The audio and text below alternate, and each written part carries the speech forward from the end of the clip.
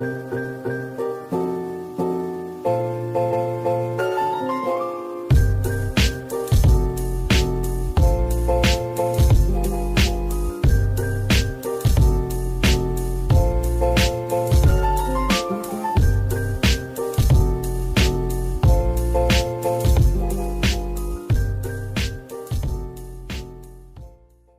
tarde, pessoal, tudo bom?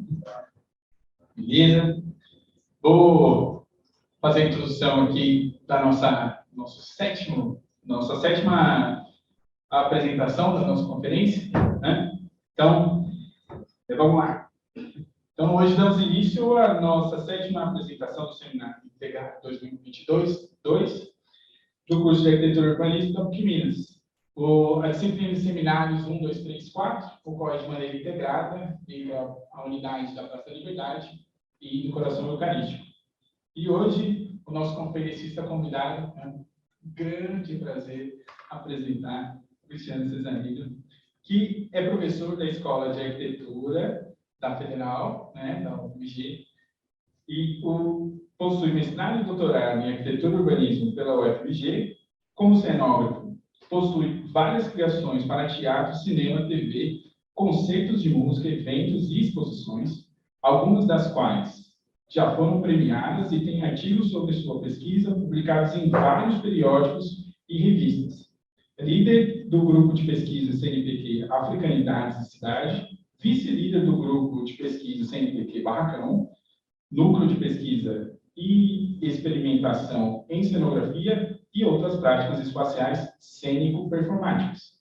Coordenador do projeto de extensão Barracão da UFMG e membro do Scenography Working Group da International Federation of Theatre Research.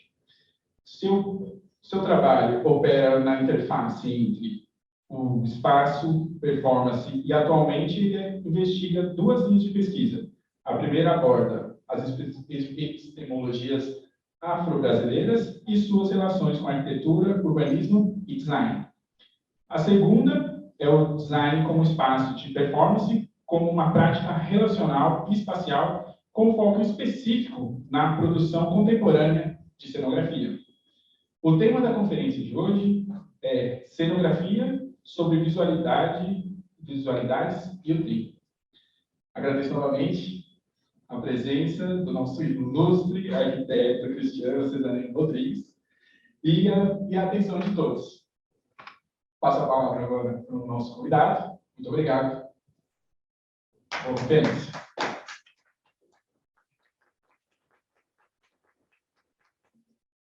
Bom, gente, boa tarde, Sérgio, boa tarde todo mundo. Queria primeiramente agradecer o convite da instituição, e principalmente na pessoa da professora Laura. Acho que é uma oportunidade bem bacana, para mim é uma honra estar aqui tentando estabelecer esse diálogo aqui com vocês, dividindo algumas das minhas experiências. Fiquei muito feliz com esse convite e com a oportunidade de poder falar também a respeito dessa temática que me atravessa já há um bom tempo. E que eu tenho visto que ao longo desses últimos dias, essa conversa teve intensa aqui no espaço da PUC, né? Acho que é um tema que tem interessado muito aos estudantes de arquitetura, aos arquitetos e outras pessoas também. E eu acho que, de repente, eu posso trazer algumas contribuições, algumas pistas, algumas reflexões que podem ser interessantes para essas pessoas que têm esse interesse. Bom, eu resolvi batizar essa conferência de cenografia, né, sobre visualidades do tempo, porque eu fiquei pensando um pouco com quem que eu ia dialogar. Eu sabia que a gente tinha um público predominantemente de arquitetos, e eu sou professor na Escola de Arquitetura também, né, ensino o projeto de arquitetura, e fiquei pensando muito qual que é a matéria que a gente trabalha com a arquitetura, qual é a matéria tradicional, a mais consagrada. E a matéria que a gente mais, quando a gente pensa em arquitetura, a gente sempre pensa em estruturas que vão durar. Então, a gente sempre tem ideia do tijolo, do concreto, estruturas que vão permanecer por um longo período de tempo no mundo, né? E se relacionando com as pessoas. A arquitetura traz uma componente espacial, mas ela tem uma visualidade muito potente e ela é importante, é um dos primeiros estímulos que a gente tem para vivenciá-la no dia a dia, no cotidiano. E quando a gente vai lidar com a cenografia, a ideia de matéria, a ideia de tempo são outras, em certa medida. Então, acho que, de certo modo, esses casos que eu vou contar para vocês aqui ao longo da próxima hora, dos próximos minutos, vai versar um pouco sobre isso, sobre o tempo e sobre, principalmente, os aspectos da visualidade, do visual, porque é uma coisa que é muito predominante nesse campo que a gente entende como cenografia, que é um campo, inclusive, que tem passado por muitas mudanças. Inclusive, a própria ideia de cenografia tem sido muito discutida, e eu acho que também é importante trazer um pouco dessas discussões para esse nosso espaço de conversa, que pode ser interessante também.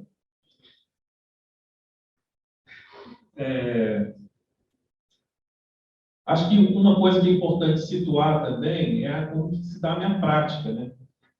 Eu me formo como arquiteto na Escola de Arquitetura e logo depois que eu formei, eu já comecei a desenvolver trabalhos no campo da cenografia. Só que a cenografia, durante uma boa parte da minha vida, não era o meu ofício principal, não era o meu ganha-pão. Eu ainda vivia desenvolvendo projetos de arquitetura nos moldes convencionais, arquitetura de edificações, arquitetura de interiores, mas sempre desenvolvendo o interesse pela cenografia. Dentro do ensino, né, dentro da escola de arquitetura, eu nunca tive nada relacionado a isso. E eu senti muita falta, então logo depois que eu saí também eu busquei uma formação paralela. Então eu fui construindo um pouco dessa minha formação, comecei a fazer as atuações na Tora Produções, tentando, quebrando a cara, aprendendo, fazendo, né? Porque também não tinha uma formação, não tinha nada específico, então aí começaram a aparecer alguns cursos, então eu fui fazer alguns cursos na área de teatro, mas eu tive uma formação que me ajudou demais, que foi fazer uma imersão, um estágio com cenotécnico.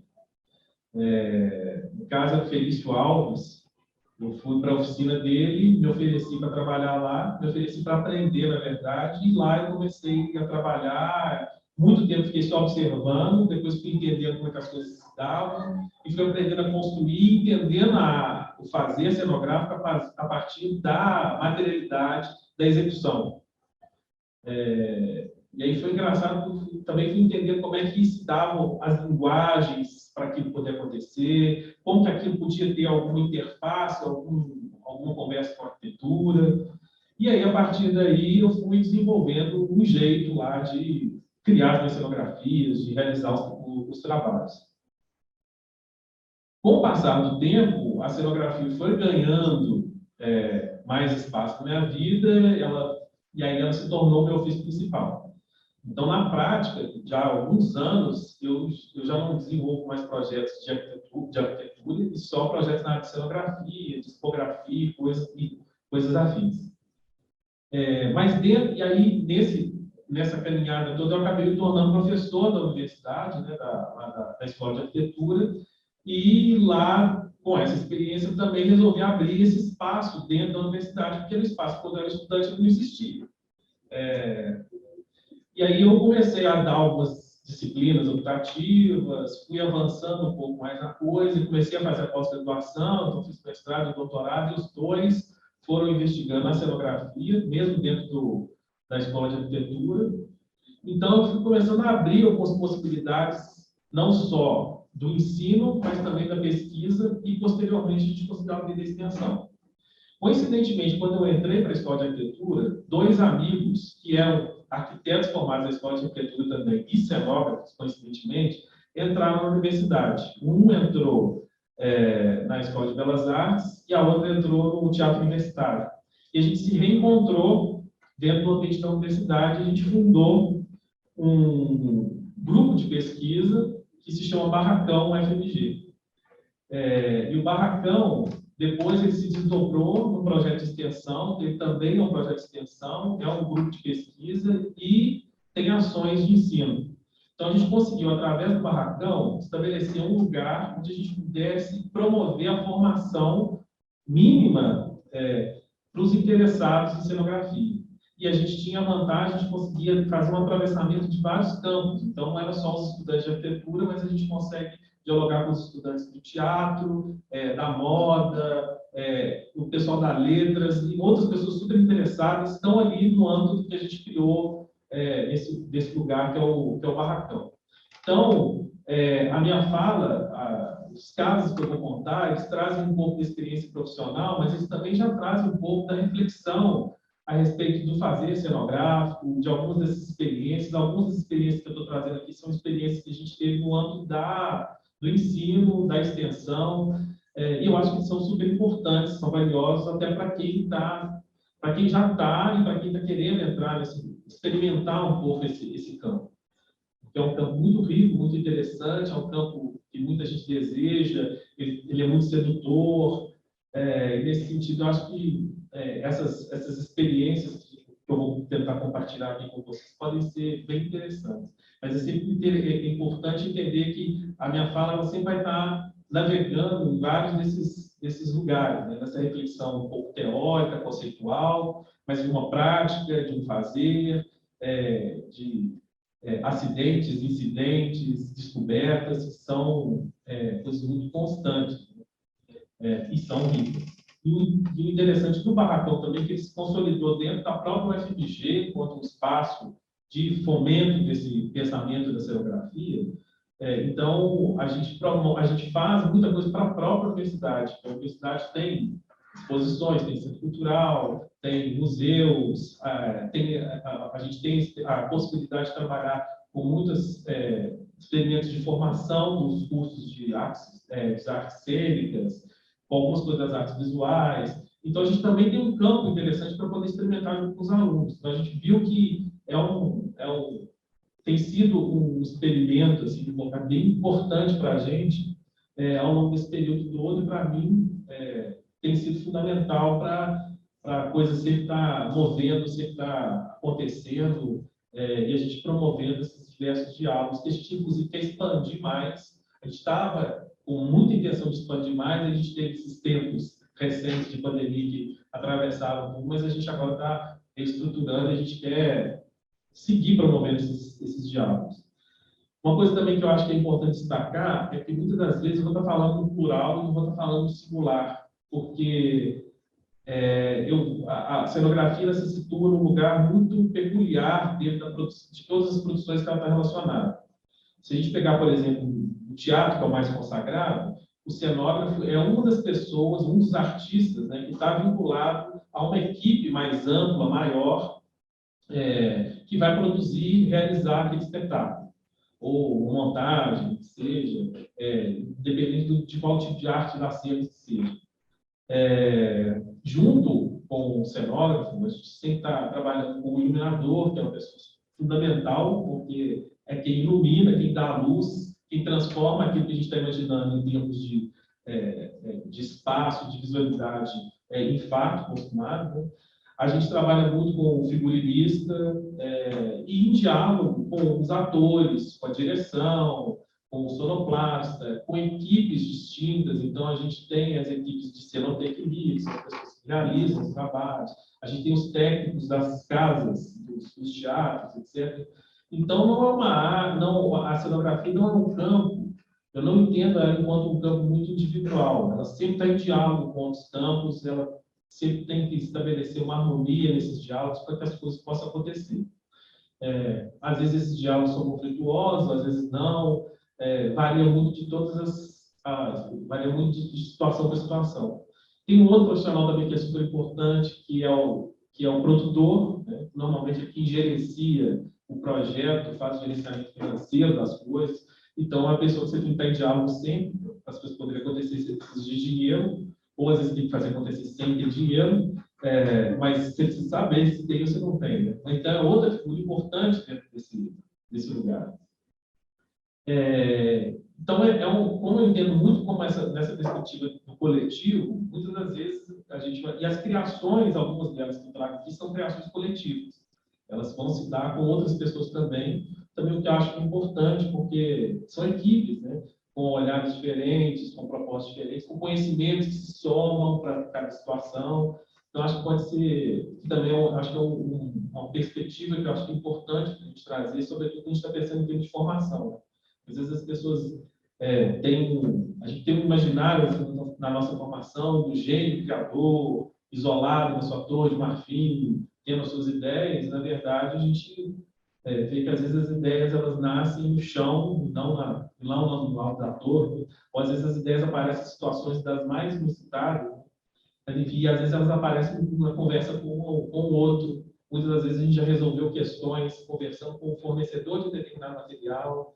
E eu acho que vou tentar passear um pouquinho por esse lugar, sem tendo essa perspectiva coletiva também, que eu acho que é importante.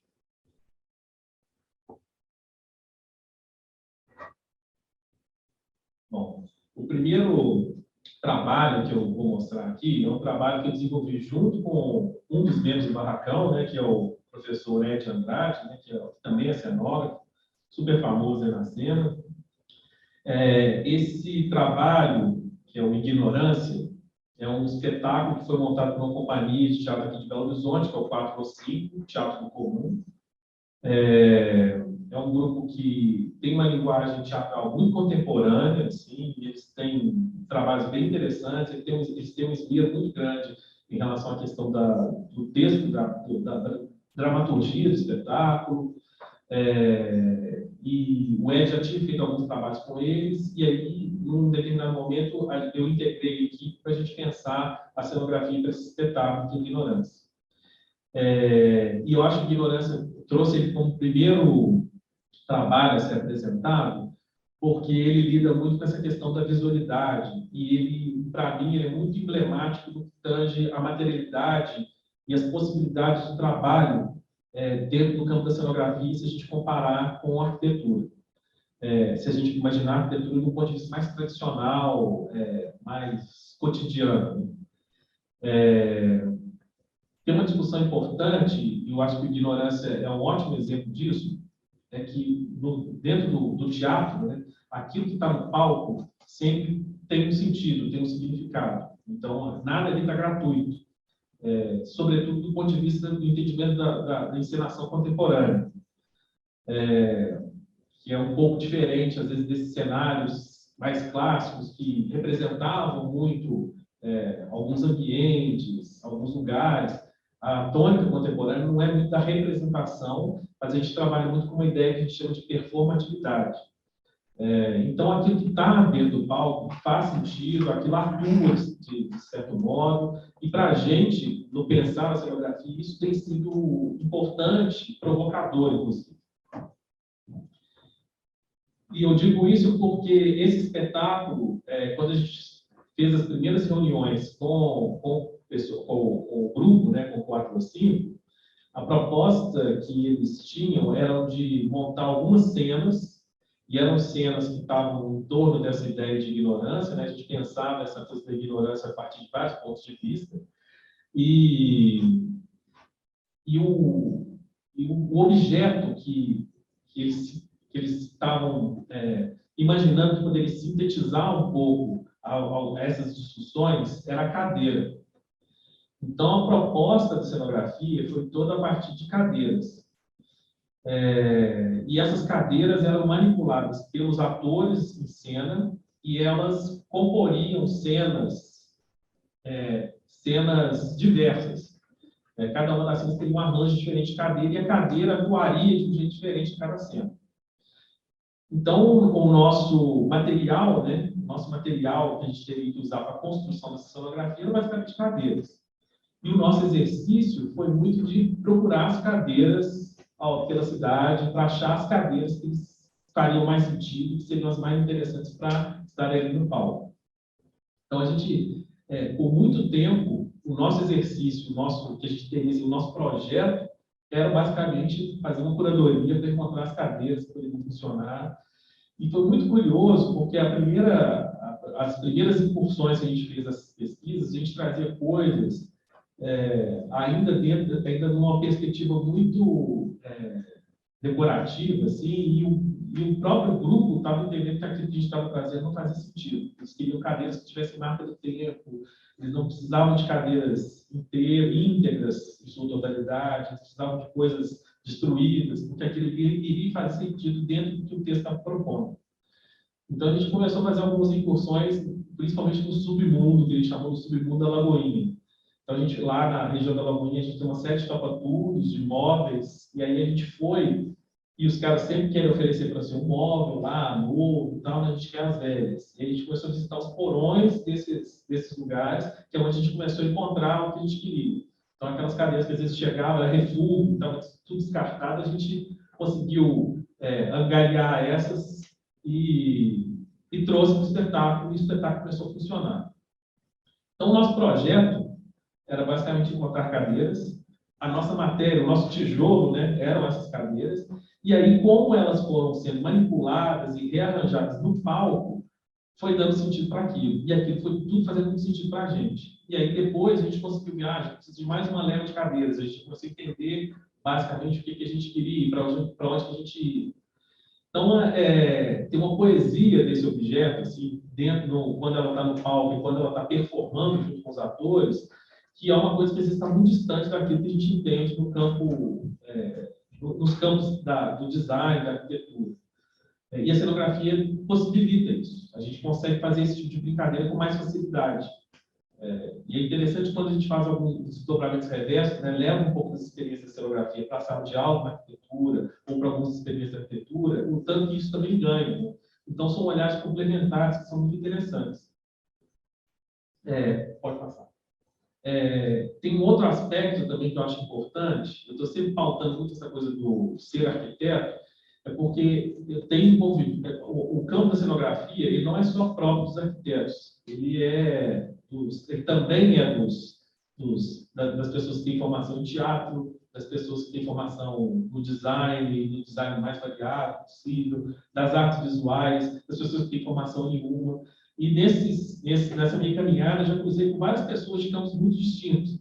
E eu acho muito curioso como que cada campo tem sua particularidade em abordar esse assunto da cenografia. Então, eu já tive a oportunidade de trabalhar com outros cenógrafos que eram, por exemplo, das artes visuais, e o jeito como eles abordam as questões é muito diferente da gente. A gente passa muito pelo desenho, pelo projeto, imagina uma solução, e os artistas visuais, por exemplo, não necessariamente estão resolvendo nada, eles estão experimentando matérias, visualidades, apresentando outras discussões.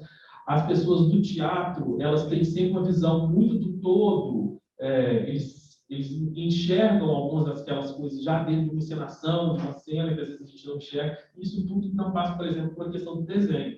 Então, tem particularidades que eu acho muito interessantes. Mas eu acho que o fato de ser arquiteto, eu converso isso muito com o Ed, com a Tereza, que são os integrantes do Barracão, né? Essa formação nossa enquanto arquitetos, ela é muito bacana para a gente poder atuar no campo da cenografia e das visualidades da cena.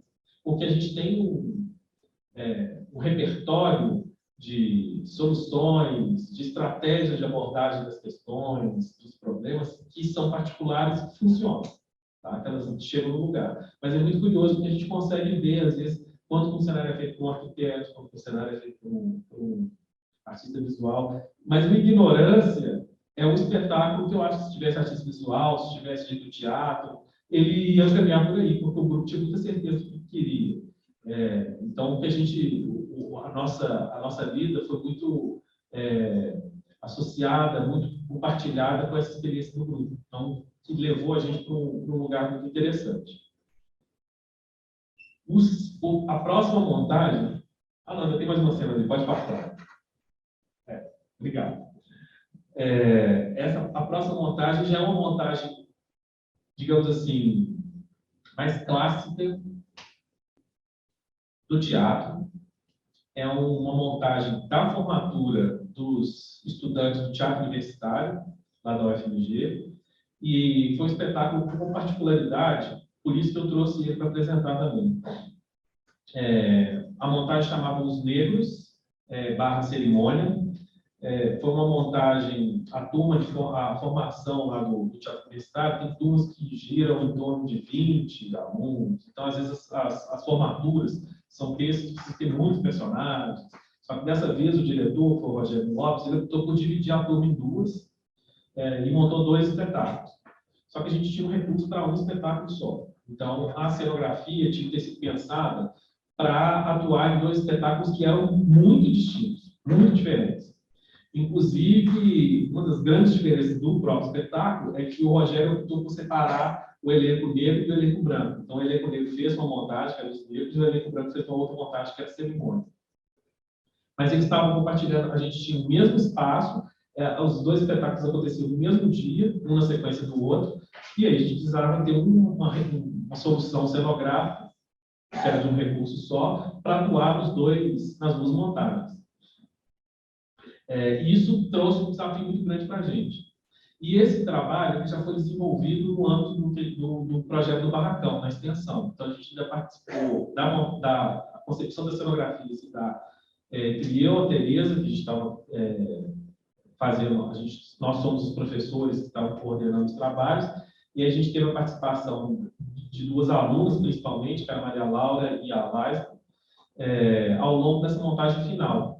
Mas foi interessante porque a gente, um semestre antes dessa montagem, a gente lançou uma disciplina, que era a disciplina de cenografia, e aí a gente lança essas proposições que a gente já sabe que vão acontecer, enquanto exercício dos próprios alunos. Então, os alunos exercitaram lá, fizeram seus projetos, suas propostas, mas e depois a gente escolheu 2 lá, a coisa funilou e a gente ficou com as 2 para poder seguir o desenvolvimento da proposta.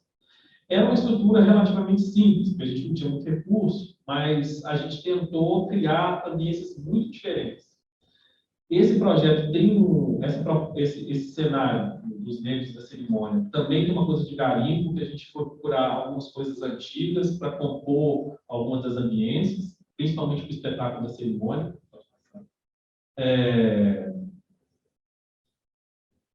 Principalmente na cerimônia, que a gente teve que ir em alguns ferro velho, topa-tudos também, para comprar algumas portas, uma mangueira que a gente utilizou lá. E nos negros a gente não utilizou necessariamente isso, mas a gente teve que usar toda uma outra estrutura que a gente teve de fazer de praticáveis para compor essas cenografias. E é muito interessante, a experiência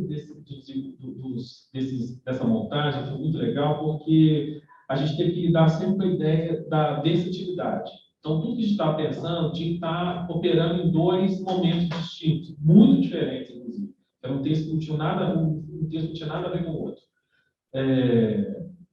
Mas, ao mesmo tempo, a gente tinha alguns parâmetros. E aí eu falo que é uma montagem um pouco mais clássica, porque, ao contrário do Ignorância, a gente tinha um arranjo de palco-plateia mais tradicional no caso dos negros. Quando a gente fala arranjo de palco-plateia, a gente tinha, na situação dos negros, tem uma coisa mais tradicional de auditório. A gente tem a plateia que assiste o espetáculo frontalmente.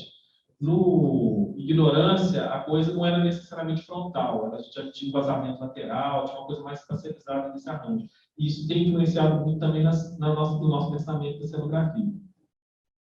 Então, como a gente já tinha essa possibilidade de trabalhar frontalmente, então a gente já tinha alguns recursos, a gente tinha a possibilidade de esconder algumas coisas, criar um fundo, fazer algumas movimentações, etc.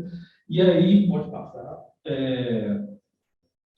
No caso da cerimônia, a gente conseguiu construir uma série de nichos, de espaços, onde várias ceninhas iam acontecendo, né? Então, os atores se escondiam, se transmutavam dentro do que era proposto em termos de figurino, então eles se neutralizavam e os outros começavam, tinha muito jogo na cerimônia, que era a primeira a ser apresentada. Aí a cerimônia terminava, e aí a gente tinha que fazer uma contra-regragem, e aí é outro profissional super importante dentro do campo da cenografia, principalmente do teatro, né, que são as pessoas que estão nos bastidores, ajudando a gente a operar as coisas. Então, a gente tinha toda uma contra-regragem que tinha que mudar todo aquele arranjo para que chegasse o espetáculo dos negros.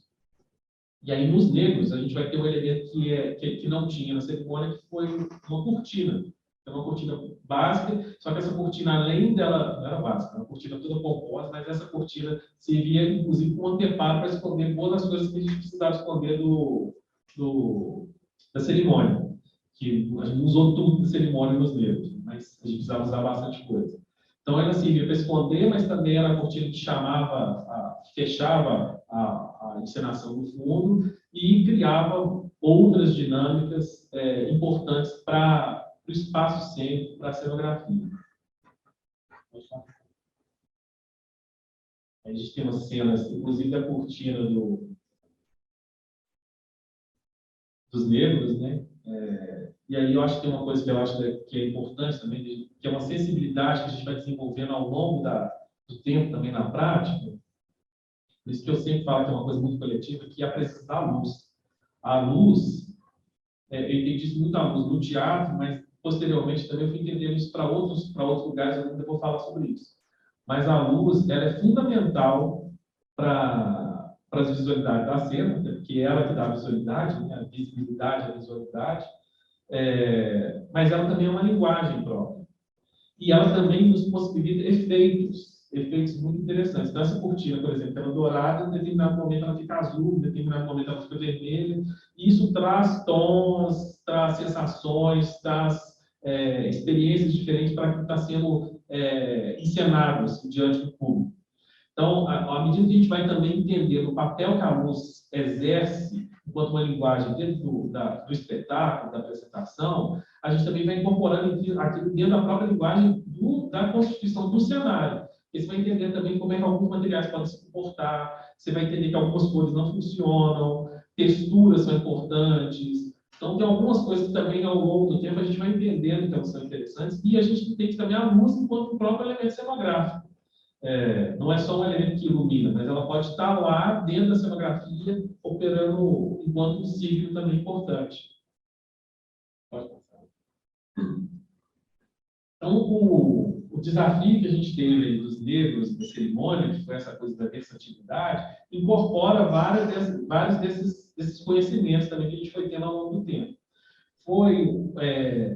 A gente conseguiu racionalizar ao máximo tudo, que tinha muitos elementos, a gente conseguiu descobrir modos de colocar esses elementos, guardar, porque a gente tinha que fazer essa contrarregragem muito rápido. Então, foi uma experiência também muito interessante da própria dinâmica da coisa. Eu nunca tinha montado 2 espetáculos ao mesmo tempo, assim, no mesmo dia, com o mesmo recurso, etc. E foi uma experiência super, super bacana e marcante, não só para mim, mas quanto para os próprios alunos, né, para as que estavam envolvidas lá, a Tereza, para toda a equipe, né, porque a equipe também ajudou, a gente colaborou nesse processo. Foi muito rico. Assim. Aí, eu vou abrir mais um flanco assim, dentro dessa discussão. Eu trouxe 2 espetáculos teatrais, que é onde a gente tem a ideia de cenografia mais consagrada. Cenografia, teatro, cenografia de televisão, audiovisual. Mas, dentro da minha trajetória também, eu tive a experiência de trabalhar muito com exposições. Então, eu trabalhei com montagem de exposições, então é o que a gente chama de expografia. Tem muita gente que chama de cenografia para exposições. E isso é uma discussão que academicamente é muito rica, tem sido muito rica contemporaneamente, porque a exposição ganhou um outro status, sobretudo no Brasil, a gente tem um marco histórico-temporal, que é a Mostra do Redescobrimento, que aconteceu já há um tempo, estava celebrando o descobrimento do Brasil, os 500 anos do descobrimento do Brasil, e foi montada uma mostra gigantesca lá no Ibirapuera, e eles convidaram vários diretores, cenógrafos, artistas, para compor as visualidades da exposição.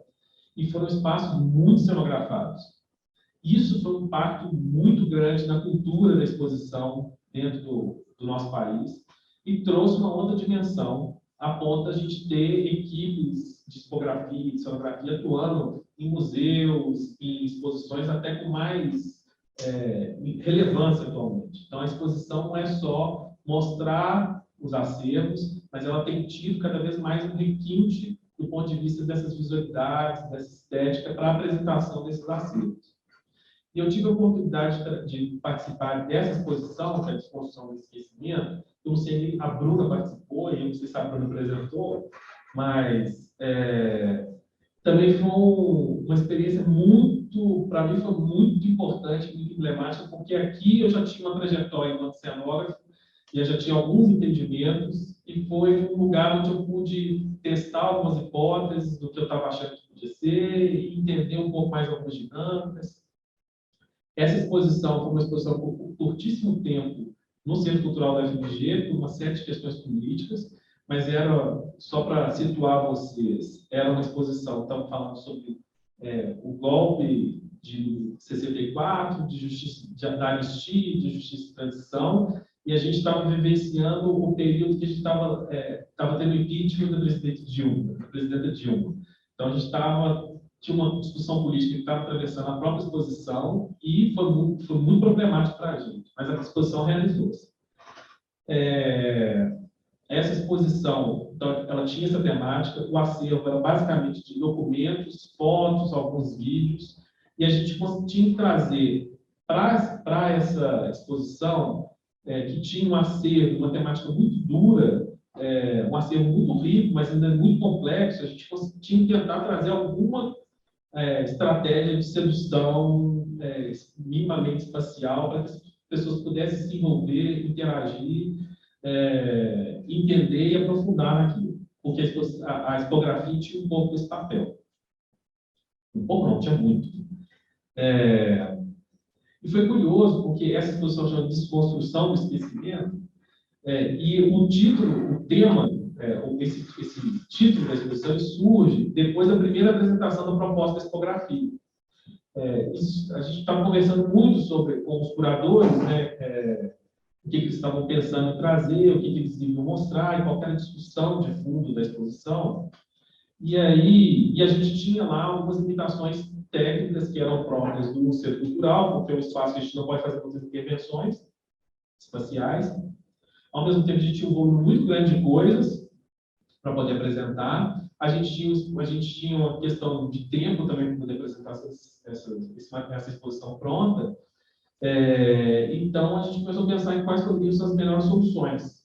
Porque a gente não tinha condições, por exemplo, de criar muitos displays dispositivos, muito mobiliário, porque isso ia ficar muito caro, porque a gente tinha um recurso razoavelmente limitado. E aí surgiu uma das hipóteses que a gente levantou foi de trabalhar com andaime enquanto estrutura para a montagem da exposição. E aí, quando a gente mostrou o primeiro projeto da expografia, que ainda não tinha nem o acervo todo locado, estabelecido, quando a gente apresentou essa coisa do andaime, explicou qual era a ideia do andaime, que o andaime era essa estrutura temporária que ajudava a gente a fazer a estrutura permanente das coisas. Então, a gente entendia um pouco que essa exposição era esse período de transição de um período de uma ditadura para um regime democrático. Então, a gente precisava de algumas escolas, de algumas estruturas temporárias que pudessem nos ajudar a fazer essa transição. E, do ponto de vista da construção, a gente lembrou dessa ideia do andaime, e o andaime acabou virando essa ideia sintética, sintetizou um pouco o conceito, e aí, quando eles viram andaime, aí o nome da exposição surge, a desconstrução. Então, é um andaime que serve para desconstruir também. Então, tem um jogo aí que eu acho que é bem interessante. Essa exposição, a gente tinha 3 núcleos, além da curadoria, a gente tinha 3 núcleos, que eram da expografia, que eu estava coordenando, junto com a Branca Peixoto, com a Bruna Costa e com a Raíssa Scalabrino. Na época, elas estavam conosco lá no Barracão. Tinha o núcleo do design, que era dirigido pelo Marcelo Drummond, que é professor lá na Belas Artes, e tinha o núcleo da iluminação, que eles convidaram uma iluminadora aqui de Belo Horizonte, que é a Thelma Fernandes, agora está radicada em São Paulo, mas a Thelma é uma pensadora da luz e da encenação também super interessante. Então, a gente tinha esses 3 núcleos que trabalhariam integrados. E essa foi uma experiência muito interessante de integração, de fato, dos 3 núcleos. Apesar da gente ter as nossas especificidades em cada campo, a gente conseguiu desenvolver um projeto executivo da exposição em que todas essas coisas estavam muito imbricadas. Então, não era um projeto executivo da estrutura de andaime não era só um projeto executivo do design gráfico, só um projeto executivo da iluminação. Os três elementos estavam todos juntos, então era sempre um projeto executivo da exposição, que às vezes não acontece. Às vezes a gente faz o projeto da exposição, depois vem alguém, faz o projeto da luz, e tem o pessoal do design gráfico que você vai preencher as peças. Não. Então a gente foi criando uma série de ambientes e de espacialidades onde todos esses aspectos estavam conjugados. Então a gente pôde explorar muito o potencial do design gráfico, então a gente fez uma série de experimentações, de brincadeiras, para também trazer esse acervo de um modo diferente. A luz foi fundamental, porque dentro da ideia do design gráfico aparece a identidade passa por uma barra inclinada. E essa barra inclinada acaba virando um dos elementos da iluminação. Então, ele não só ilumina, como ele traz de forma recorrente a identidade dentro do espaço da exposição.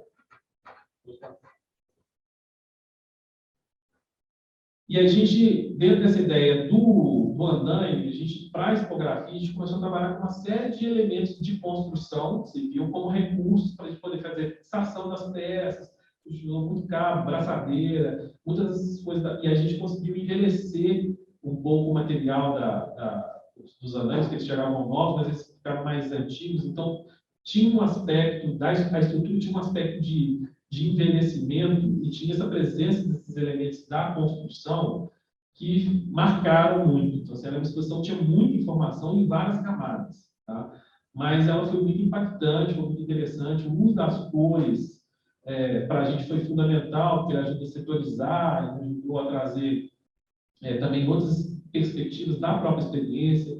E a iluminação, ela não só marca, mas em vários momentos ela cria ambiências que a gente achou muito interessante. Então, em alguns momentos, até ela usa uma iluminação muito sutil, mas que ela consegue dar muita ênfase a algumas imagens, algumas fotografias, alguns textos que a gente nem imaginava. Então, ela faz uma iluminação muito sutil em alguns lugares, mas que leva aqueles elementos que estão sendo expostos para um outro lugar, que a gente achou também muito interessante. Então, foi uma exposição marcou para a gente, pelo menos para mim, marcou demais, porque um grande desafio expor esse material que não era, assim, tinha muita coisa que não era nada muito atrativo, que tinha muito documento, muita coisa, mas a gente conseguiu trabalhar com vários dos recursos que a gente tinha, a gente conseguiu trazer uma experiência espacial dentro da exposição de um jeito muito interessante e que foi muito bem recebido. Então, esse diálogo entre todos esses setores, né, que a gente pensaria a princípio como distintos, isolados, né, essa integração foi muito importante para a gente conseguir chegar nessa qualidade de experiência, tanto do ponto de vista da identidade, quanto da experiência do espaço, com essa tipografia, e também que a gente traz em termos de luz. A gente tinha um ambiente que não está nas fotos, mas ele tem um ambiente que era basicamente luz. Uma máquina de luz que a Telma construiu lá, que fazia um efeito super, do ponto de vista da iluminação, né, da iluminação cênica, ela trouxe um recurso bem das antigas, assim, ela pegou um refletor, criou uma máquina lá que era bem analógica, assim, e aquilo foi trazendo efeitos muito interessantes para quem fazia a primeira imersão no espaço. Então e também uma outra coisa que foi importante é que todos nós vivenciamos o espaço o tempo todo. Então, o pessoal do design gráfico, o pessoal da iluminação, a cenografia, a gente ficou sempre pensando nos projetos a partir daquele espaço que a gente tinha para ocupar. Isso também traz uma outra qualidade do trabalho. A gente acha que esse trabalho ele tem lá suas qualidades justamente por conta dessa integração, que normalmente ela não acontece assim, de um jeito muito usual. Aí eu resolvi também trazer uma outra experiência, e aí é uma experiência de exposição também, mas aí essa eu desenvolvi sozinho. Foi lá no Museu Histórico de Barreto. É uma exposição chamada MUNDE, Trajetórias Afro-Brasileiras em Belo Horizonte. Fui convidado pela equipe da curadoria para poder fazer a expografia. E era uma expografia também muito desafiadora, porque a gente tinha que contar uma história que era de muitos anos dentro desse cidade de Belo Horizonte, a partir de uma perspectiva específica, em que a gente tinha uma série de acervos muito diferentes. A curadoria optou por estabelecer diálogos com vários atores da cidade, vários agentes e atores da cidade, e aí dos mais variados. Então a gente tinha comunidades tradicionais, a gente tinha grupos, a gente tinha artistas, a gente tinha trabalhadores autônomos, tinha de tudo um pouco, e cada um foi cedendo algum acervo para a gente. Então a gente tinha um acervo muito repleto de itens, e itens muito distintos, e a gente tinha também o acervo do próprio museu, que também iria compor essa exposição, que ficou 2 anos lá. A gente tinha muita foto, tinha muito objeto, tinha roupa, tinha objetos rituais, e era muito variado.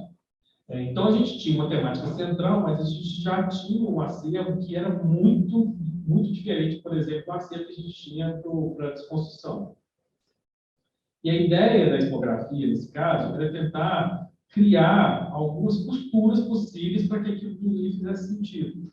Então, essas presenças, tanto contemporâneas quanto essas presenças ao longo da história, quais seriam os possíveis materiais, quais poderiam ser as possíveis cores, que linguagem que a gente ia adotar para que aquilo ali pudesse ser realizado. Como é que a gente ia ocupar esse espaço com esse tanto de coisa, para que aquilo também fizesse sentido, para que as pessoas pudessem circular, para que as pessoas pudessem observar, ler, entender, compreender, experimentar.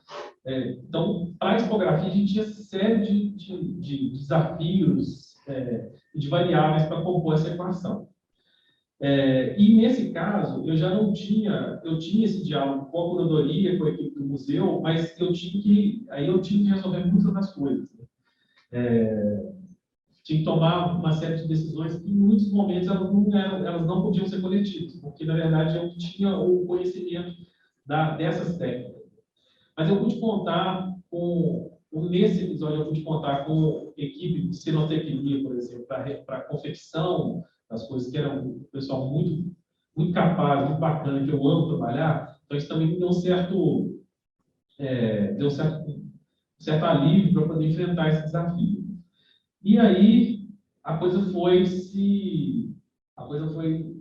desembolando ao longo do tempo, e a gente foi conseguindo construir essa exposição. Outro desafio que a gente tinha é que, normalmente, quando a gente vai montar a exposição, a gente acostuma ter um acesso mínimo àquilo que vai ser exposto. Quais são as peças que vão ser expostas, qual que é esse acervo que vai estar ali.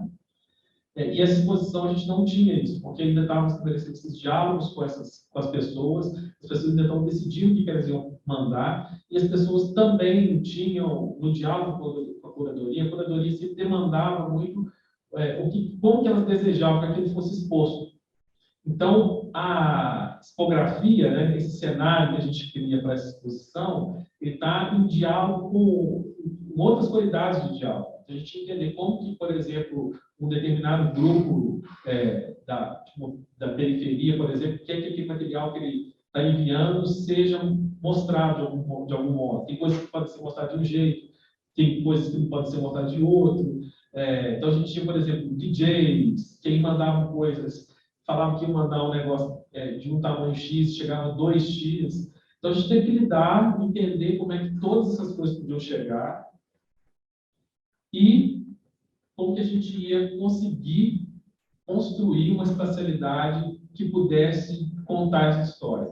Porque, nesse caso, essa tipografia, ela tinha que conseguir trazer uma narrativa e tinha que conseguir trazer essas possíveis amarrações entre todos esses atores que eram muito distintos.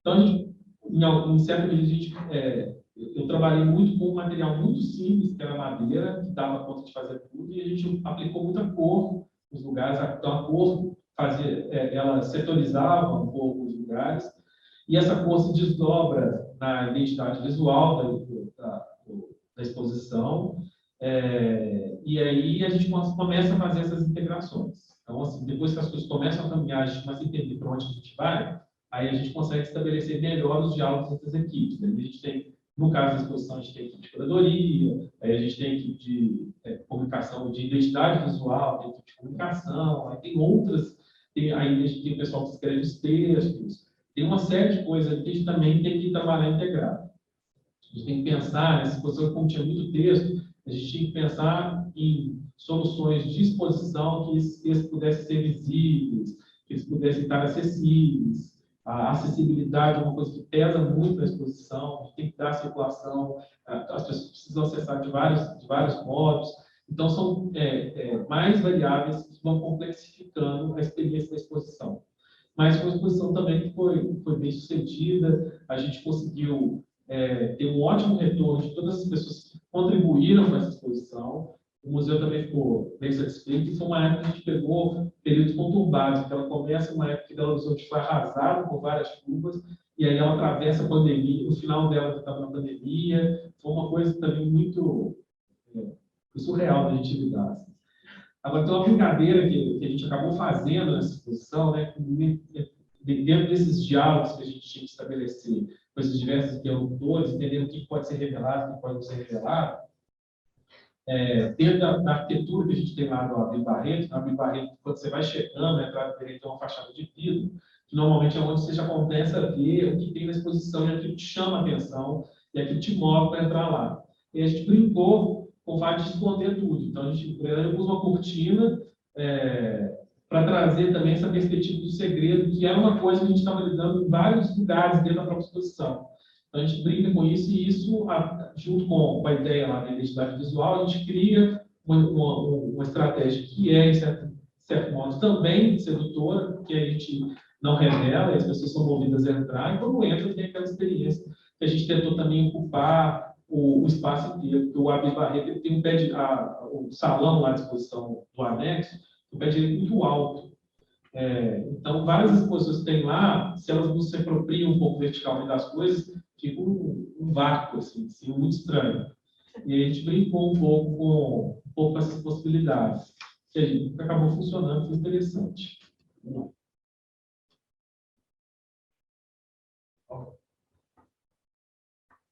Aí aqui tem uma foto dessa entrada, né, que a gente colocou essa cortina.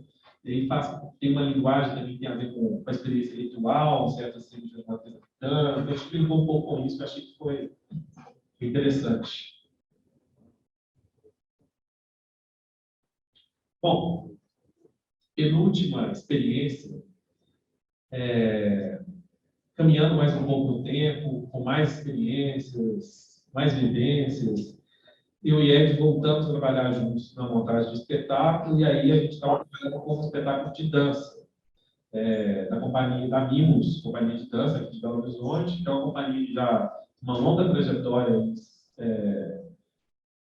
nos espaços na dança, né, na cena da dança, não só de Belo Horizonte, mas do Brasil e internacionalmente.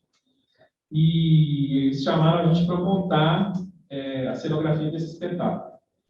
Era um espetáculo, os espetáculos de dança, que quando a gente vai trabalhar no teatro, a gente trabalha um pouco com a ideia de dramaturgia, então tem um texto que estrutura mais ou menos esse espetáculo, né, que roteiriza um pouco as coisas, mas na dança normalmente não tem um texto. Às vezes a própria trilha é que vai definir o espírito da coisa, o coreógrafo imagina sobre o que está querendo falar, experimentar, vivenciar, e um pouco a trilha pauta a dramaturgia, né, é o que direciona um pouco as coisas.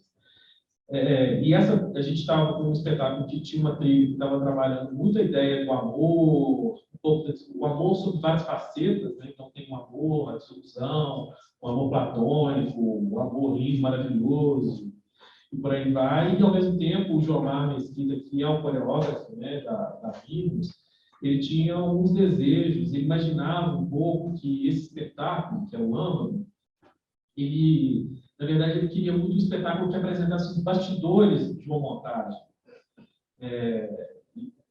E ele tinha uma outra coisa, e a gente tinha uma outra demanda, porque esse espetáculo ia estrear, ao contrário de vários espetáculos da Mimos que estreavam no teatro, esse espetáculo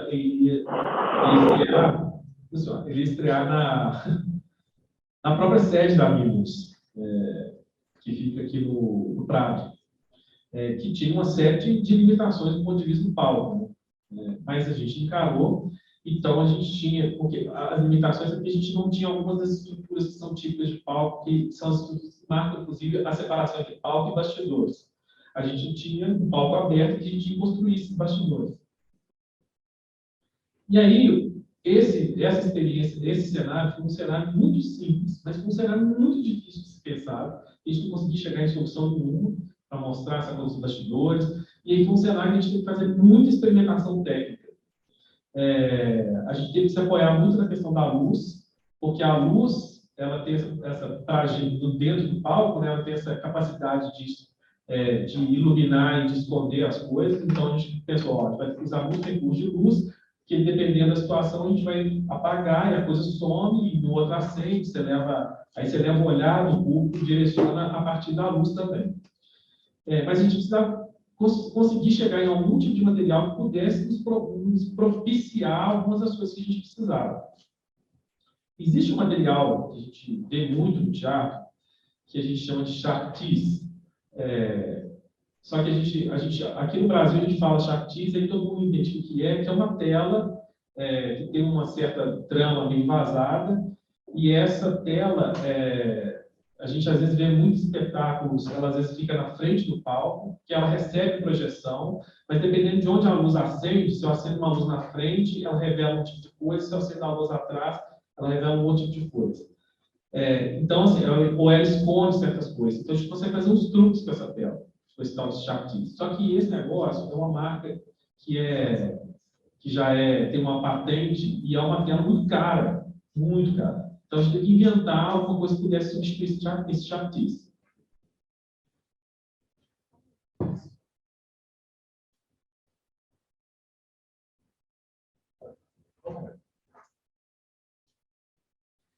Aí a gente ficou pesquisando o que podia ser no mercado que a gente tem com todas as limitações. O chartiz, eu encomenda ele já de um tamanho, aí o fabricante atrasa, eu preciso dessa tela que tenha tanto, e custa não sei quantos $1000. E a gente não tinha essa verba, né? Lógico. E aí a gente tinha que pesquisar, nós precisamos um monte de tela que pudesse ter esse mesmo tipo de efeito, que a gente pudesse esconder, revelar, e a gente chegou em algumas. Só que essas telas, elas também têm sua limitação, porque aí elas têm uma dimensão. Então, sei lá, tem 1,40 m de largura, a gente tem um rolo desse negócio, como é que a gente vai fazer essa tela sem ficar parecendo emenda? Porque aí a emenda é uma coisa que podia ser prejudicial para a visualidade do espetáculo. Então, nós ficamos num perrengue em cima do material. Porque a gente já tinha, quando a gente entendeu que aquele material ia funcionar, como que a gente ia fazer aquele material funcionar. E tinha uma outra coisa que a tela que a gente construiu era branca. E aí, branco no palco estoura. Então, com uma série de problemas, a gente precisava transformar em preto. E a gente conseguiu chegar no material lá, que a gente teve que fazer algumas emendas verticais para fazer as costuras, né? Para ela virar um anteparo que pudesse fechar o palco inteiro. A gente precisava pintar. E a gente não tem espaço, e era uma tela muito grande, a gente ainda precisava encontrar um lugar para poder pintar um negócio daquele tamanho. Aí a nossa cenotecnia conseguiu, foi um negócio legal. A tinta não pegou plenamente no material, porque é material sintético, então a gente precisou fazer várias demãos, porque escorria, dava mancha, e a luz pegava, a mancha parecia. Então, tinha uma série de desafios, mas conseguimos, montamos uma estrutura auxiliar, que aí a gente teve que assumir um pouco dessas emendas que estavam prejudicando, mas construir esse espaço, que era essa caixa, que dependendo da iluminação ela ficava super escura, dependendo da iluminação ela ficava clara e vazava o que acontecia nos bastidores. Bom, tinha esse elemento, mas a gente sentia que faltava uma coisinha além disso para o espetáculo, só os bastidores mudavam. E aí um dia, dentro das brincadeiras, escutando a trilha, brincando um pouco com a palavra âmago e com amor, a gente chegou na ideia do letreiro. E aí a gente criou esse letreiro luminoso, porque tinha um clima, algumas das músicas tinham um clima meio de fossa, então a gente ficou lembrando um pouco de boate, de umas coisas, e falou assim, vamos experimentar esse letreiro. Então a gente construiu um letreiro, e esse letreiro era um dispositivo de luz, então ele era operado na mesa, e aí a gente tinha lá, a partir da palavra amargor, a gente foi construindo várias palavras que iam mudando ao longo do espetáculo e iam dando também essa brincadeira e outros sentidos para ao longo das coreografias. Então, a gente tem várias brincou com ar, com mar, com amor, com âmago, que era um espetáculo, com amargor, que eram palavras, inclusive, que estavam presentes ali dentro daquele repertório que a gente achou foi interessante. Então, foi um recurso final. Foi um recurso.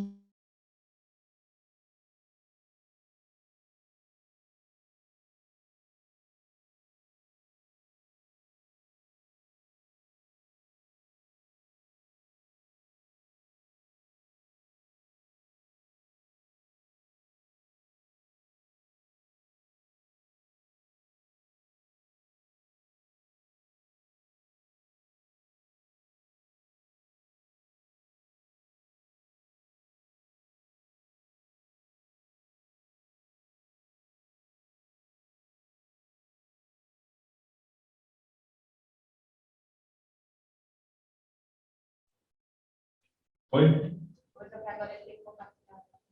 Entendi.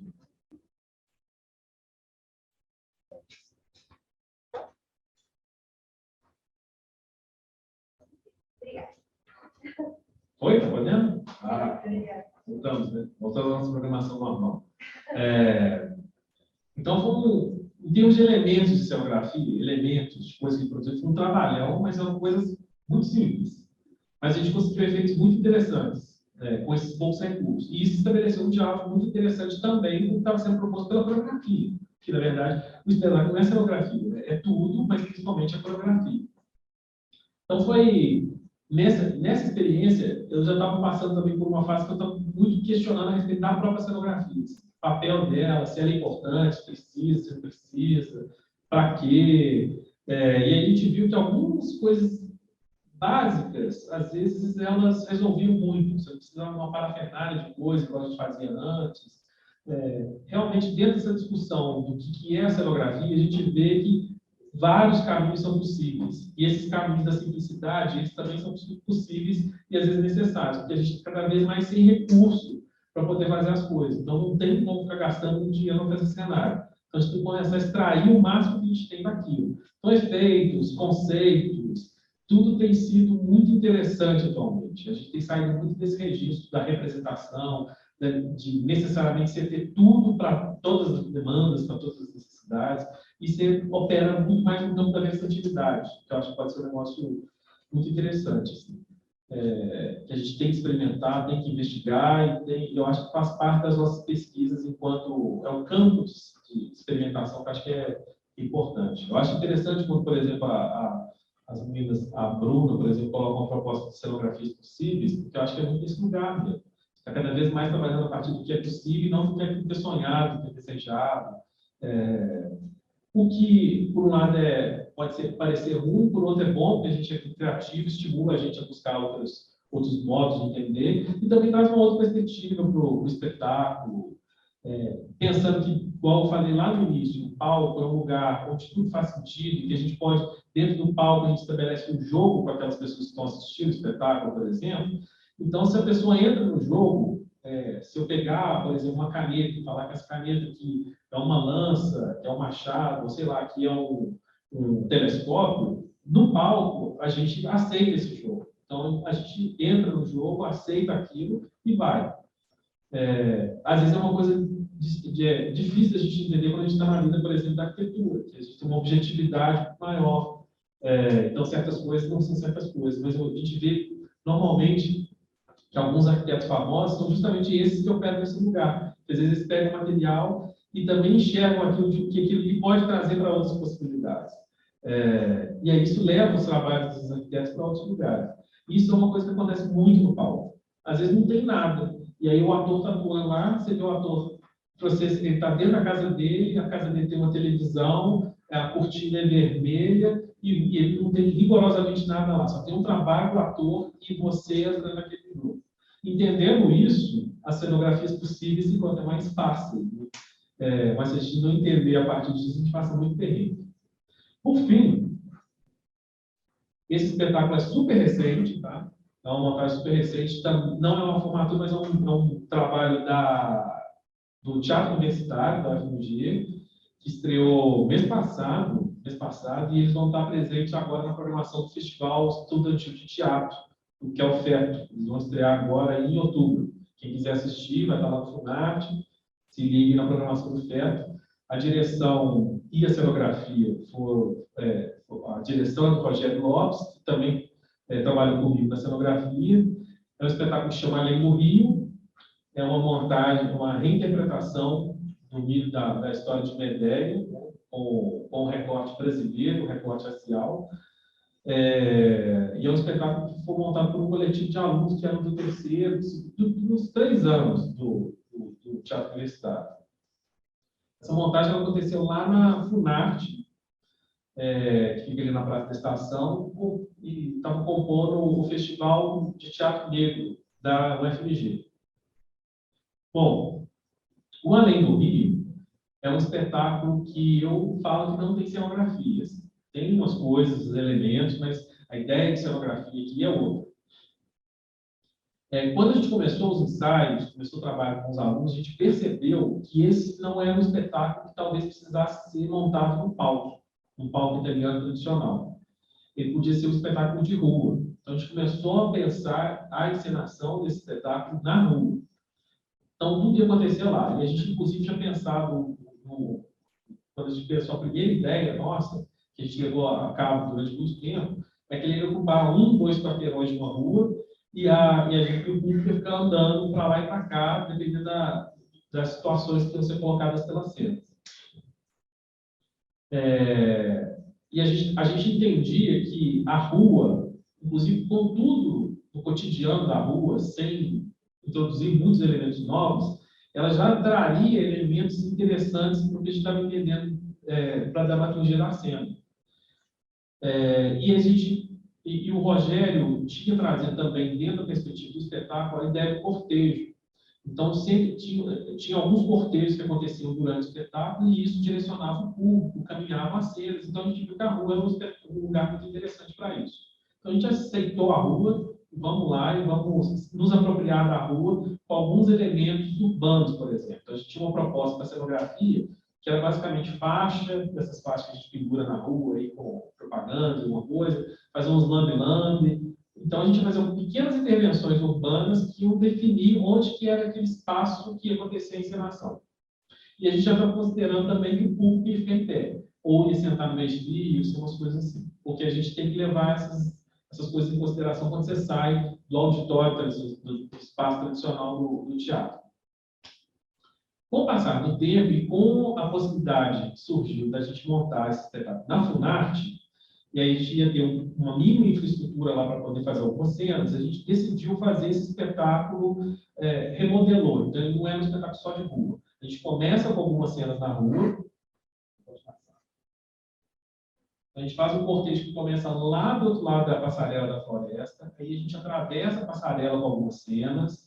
Depois que a gente entra para a Funarte, aí antes de entrar para a Funarte, a gente tem cenas na área externa do galpão que a gente utilizou, e aí lá a gente montou um estúdio de arquibancada, e os elementos que compõem a cenografia acabaram sendo apropriações do que tinha no próprio espaço, mas alguns elementos que os atores estavam lidando, que eles estavam lidando muito com tambores e alguns instrumentos, a gente começou a utilizar esses elementos enquanto demarcações dos espaços que a gente precisava para a encenação. Acabou sendo uma cenografia muito simples, também, só que ela, dentro do jogo teatral, ela fazia muito sentido. Uma coisa, por exemplo, é que a gente tinha, onde a gente situou a arquibancada na área externa, a gente tinha um gramado que fazia uma transição, uma separação entre o espaço que estava a plateia e o espaço que estavam os atores. E dentro do texto, aquilo ali era existia um rio no ambiente lá que estava sendo na encenação, então aquele era o espaço do rio. Então, o rio era um gramado inclusive seco, porque a gente não estava tendo chuva na época. Mas dentro do jogo, a gente aceita que aquilo ali é um rio. A gente enxerga o rio está caudaloso, do jeito que a gente estava querendo. Mas porque o teatro tem essa capacidade de levar a gente para esses lugares, a gente imagina e a gente aceita. E depois a gente entrava para o último momento, que era dentro do galpão, que tinha uma festa de casamento, né? E aí lá a gente trabalhou basicamente, como a gente ficou pensando, que lugar é esse, que lugar poderia ser esse dessa festa de casamento, a gente estava lidando com uma ambiência que era meio de interior, então a gente utilizou a coisa mais básica possível, que eram essas mesas de plástico, de boteco, porque elas funcionavam, tinham super a ver. E, para nossa sorte, o galpão que a gente usou lá na FUNAT, que é o galpão 4, ele não tem as paredes pintadas, ele tem uma alvenaria exposta, né? Então, trouxe uma certa rusticidade também que a gente estava imaginando que ia funcionar. E o único suporte a mais que a gente imaginou foi utilizar umas caixas de cerveja, de bebida, como suporte para os atores. Aquilo ali resolveu tudo, porque o resto era trabalho de ator. E a gente viu que, por mais aparentemente esse trabalho era muito simples, mas ele tinha uma dinâmica muito complexa. A gente lidou com 3 situações distintas, né? A gente tinha o cortejo da rua, depois a gente tinha um momento de plateia externo, que era, inclusive, uma plateia mais tradicional, que tinha uma relação mais frontal com a cena, e quando a gente entra para a festa, aí todo mundo entra para a festa. Então, as pessoas sentam nas mesas do casamento, tem o pessoal que senta em volta, mas aí a cena também é envolvida pelas próprias pessoas. Então, a gente criou 3 instâncias de espacialidade cênica distintas dentro do mesmo espetáculo. Aí a gente utilizou muito recurso de cenografia para compor essa cenografia, mas a experiência espacial é muito diferente. Então, traz outras qualidades, traz espaços diversos e que trouxe uma complexidade para o espetáculo que é interessante. Muito interessante, mas a gente vai precisar adaptar para outros lugares. Aí a gente tem que começar a quebrar a cabeça, porque isso acontece muito quando a gente vai trabalhar em espaços alternativos. A gente chama de espaço alternativo, mas espaços não convencionais para o teatro, né? Quando a gente vai para o palco, normalmente. Às vezes a gente pensa na estreia com um determinado lugar, ele tem suas qualidades específicas, mas quando a gente vai viajar, o espetáculo é bom que viaje, que faça turnê, você vai ter que conseguir encontrar lugares ou que sejam semelhantes, ou você tem que fazer várias adaptações para aquela encenação, para que ela se encaixe para aquelas realidades específicas que demanda a encenação. Então, nós vamos ter esse desafio mais pela frente, que esse espetáculo está querendo viajar. Mas a próxima apresentação dele vai ser na FUNAT mesmo, então a gente está um pouco mais tranquilo. A gente tem um problema de se chover, nós vamos ter que pensar como é que vai fazer. Vai estar chegando as chuvas e vamos ver como é que as coisas vão acontecer. Tem mais aí? Acho que vou ficar aqui só um minuto, que aí eu posso começar as considerações finais. Bom, contei uma série de casos, falei um pouco de algumas experiências, cada uma com sua característica distinta, tem outras, muitas mais, mas para mostrar um pouco, eu acho que eu tentei trazer um pouco essa diversidade das possibilidades da nossa atuação, dos modos como a gente lida, da gente entender que, por mais que a gente tem diversos materiais disponíveis, e às vezes materiais convencionais, não convencionais, mas que dentro do campo da cenografia, essa ideia do jogo, da brincadeira, do lúdico, é algo que a gente tem que ter enquanto matéria, enquanto pressuposto, o que pode nos ajudar muito a trazer possibilidades diferentes, a enxergar as coisas de outros modos e a viabilizar algumas ideias e algumas coisas, algumas questões, que a gente sempre está lidando no campo do viável, mas eu acho que aí o que nos diferencia um pouco dessa prática que a gente tem entendimento das coisas é a temporalidade. Tudo isso é muito rápido, acontece de um jeito muito rápido, tanto do ponto de vista da produção, da concepção, da realização e do acontecimento. Então, o Além do Rio, por exemplo, foram algumas apresentações, as exposições, às vezes elas duram mais, mas às vezes você vai fazer uma cenografia para um evento, e aí o evento dura um dia. E aí você tem 24 horas para poder montar, realizar e desmontar. E como entender essas particularidades, essas peculiaridades dessa outra temporalidade, para a gente poder chegar em soluções, em ideias que sejam interessantes e viáveis. Porque viabilidade é algo que vai estar sempre no nosso vocabulário. Esse é um dos nossos desafios. Sempre para acontecer, tem que ser viável. Você vai ter que conseguir fazer aquelas coisas acontecerem. e elas não é só acontecer do ponto de vista financeiro, isso é super importante, mas elas têm que acontecer, porque na hora que tiver ter o espetáculo, o cenário não pode cair. E aí não dá para fazer uma coisa muito gambiarrada. Você tem que fazer alguma coisa que resista minimamente por um determinado período de tempo. Então, são muitos desafios, são muitas qualidades que vão se impondo, mas que são sedutores, são muito bacanas, e eu adoro. Eu, particularmente, adoro. E uma das coisas que me levou muito para trabalhar na cenografia, além de vários outros aspectos, eu acho que é esse do tempo. Os projetos de arquitetura que eu fazia demoravam muito tempo. Assim, você tinha muito tempo para fazer um projeto, aí era muito tempo na obra, até a coisa acontecer, você já tinha que ter feito vários outros projetos. É lindo, é lindo. E são coisas para durar muito tempo. Mas essa coisa dinâmica, assim, me comprou mais, assim, me seduziu mais, e eu acho que é uma das coisas que eu gosto demais nesse processo.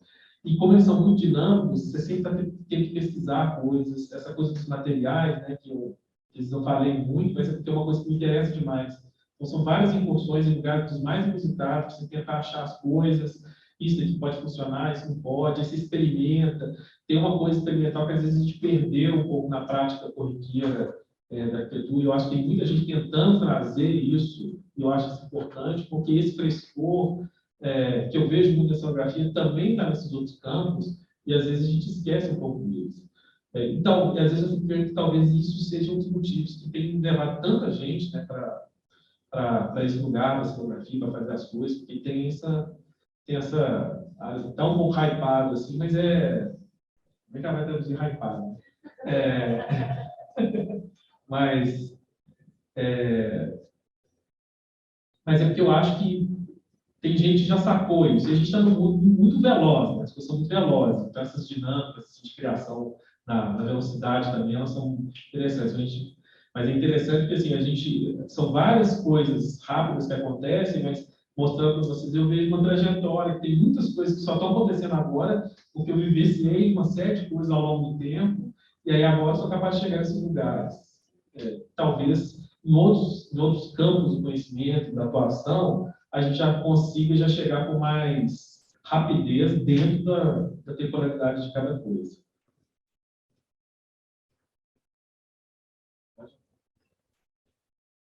Bom, aí acho que é isso. Queria agradecer. Vocês têm questões? Se tiver.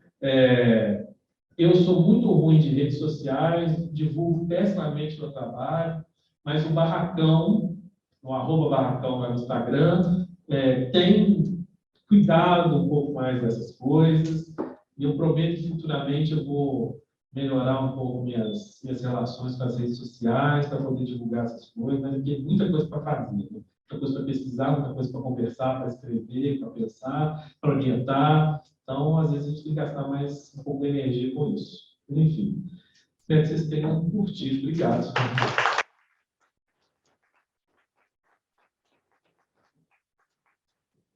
Bem, muito obrigado. Acho que foi uma viagem, né? Com todo um percurso, saindo do complexo para o mais simples, foi muito legal. Agora a gente pode abrir para perguntas, né? E, como é de costume, se vocês não tiverem, eu tenho.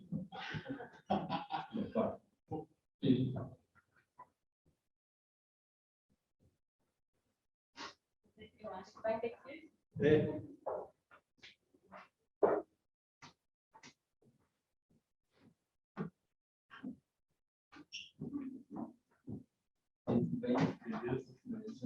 Você falou sobre a cenografia ser muito momentânea, e eu queria saber como que você faz para pegar elementos, por exemplo, do projeto que está te contratando, que você está trabalhando para ele, por exemplo, uma peça de teatro, e faz com que essa cenografia não seja tão momentânea assim, e ela continue presente na mente das pessoas por um tempo. Nossa, cabulosa essa pergunta. Porque tem várias camadas aí. Não sei nem se eu vou conseguir responder, mas eu vou te dar uns exemplos práticos, né, que ajudam para dar. Olha, tem uma coisa que a gente sempre fala quando a gente vai para o espetáculo, a gente sabe quando a gente sai do espetáculo, se a gente fala bem da cenografia, é porque o cenário o espetáculo foi ruim. Porque, ou se você fala bem de figurino, algum problema, porque na verdade você tem que entrar e ter aquela experiência total. Ela tem que ser boa, total, e aí depois você vai processar, tal coisa era assim, tal coisa era assado. Então eu tenho muito isso, assim, da gente não tentar estabelecer um protagonismo das coisas, tentar equilibrar. Então, por mais equilibrado todas as coisas, mas tudo é lembrado. Então, no espetáculo teatral, tem que marcar tudo. Então, tudo tem que ficar na sua cabeça. Porque se ficou só cenografia, bom, ótimo, para mim, sou cenógrafo, né? Mas para quem atuou, etc., é ruim. E aí você vai entrar numa outra experiência, a gente entra numa outra dimensão, que é da própria experiência do público. Então, assim, eu vejo que ao longo do tempo, a gente vai conversando com as pessoas, entendendo a recepção, né? Como que as pessoas recebem, como que elas receberam. A gente também vai entendendo as possibilidades de alguns elementos, como é que aquilo ali pode criar alguns impactos e fazer e harmonizar com tudo que está sendo proposto em termos de toda a visualidade, de tudo que está sendo colocado na cena. E isso ajuda a marcar na mente das pessoas. Por outro lado, em algumas situações, isso tem aparecido em um lado muito prático. Por exemplo, o teatro universitário, ele guarda boa parte das coisas que a gente faz em cenografia, e a gente reaproveita várias coisas. Então, tem esse outro lado. A gente tem tanto esse lado que, digamos assim, que é mais poético, de que as coisas têm que funcionar plenamente para que elas todas, de maneira harmoniosa, para que aquilo fique registrado e marcado na memória das pessoas. A gente registra muitas coisas. Então, uma coisa que eu gosto muito é de trazer as fotos dos espetáculos, vamos trazer projeto, dar desenho, dar nada, só dar foto, porque aí aquilo ali do jeito que era. Então, às vezes, coisas do cenário não vai nem aparecer, porque não tinha que aparecer. Mas o ator está sentado. E aí, às vezes, a gente não leva nem isso em consideração, mas ele está sentado porque a gente pensou que tinha que ter uma cadeira para sentar ali. Então, esse registro também é importante. Mas a outra coisa, e isso é uma coisa que tem preocupado demais, inclusive, que eu não sei nem se era por aí que você estava perguntando, mas assim, é o lixo que a gente gera também. Porque essas coisas são muito, como elas são muito efêmeras, então muitas delas são descartáveis. Então a gente pensa muito, eu tenho pensado pouco, comparado a muita gente já tem pensado nisso, mas já penso, tenho uma sensibilidade para como que a gente pode reaproveitar certas coisas, porque muitos desses materiais que a gente utiliza, sobretudo o ferro, a madeira, eles são materiais que a gente consegue reaproveitar em certa medida. O ferro reaproveita demais, a madeira mais ou menos. Mas então a gente começa também a pensar em algumas matérias, e alguns materiais, e algumas técnicas que possam proporcionar a reutilização dessas coisas em outros momentos. Então, o TU a gente reaproveita várias coisas para fazer outros cenários, mas algumas das outras montagens, isso daí vira outra coisa, ou a gente depois vai no tal lugar, tem aqui praticar, porque a gente vê não sei o que, a gente desmonta o praticar, transforma em outra coisa. Então, essa sua questão ela vai para várias dimensões, como que essas coisas vão também, apesar de efêmeras, elas vão ganhando um pouco mais de sobrevida no tempo. Essa discussão da questão da materialidade, como é que a gente aproveita isso, está na pauta. É uma coisa que vai tá cada vez mais ganhando força. Então, tem muita gente que tem trabalhado cenografia com materiais de reciclagem, por exemplo, que depois descarta finalmente. Tem gente que pensa nessas... eu tenho muito cuidado na prática de como utilizar os materiais para não ter muita perda de material, por exemplo. Então, tem uma modulação lá, você trabalha com essas modulações, e aí, olha o tanto de coisa, né? Você tem que pensar nesse tanto de coisas em questões técnicas, e aí, de um jeito que as coisas funcionem, e que ainda elas criem uma visualidade que seja marcante e fique na cabeça das pessoas. Pouca coisa, né? Vou responder essa pergunta? Tá bom.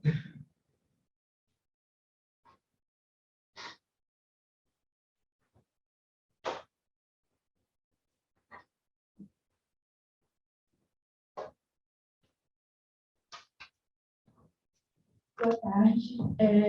Eu gostaria de saber, você disse no começo que quando você foi trabalhar com cenografia, você trabalhou com um profissional para poder aprimorar, para aprender mais. Para quem nunca teve esse contato, como fazer para poder ter esse conhecimento, para poder se inserir nesse meio, para poder aprimorar de fato. E também quais locais, onde procurar conhecer cenógrafo, trabalho de cenógrafo.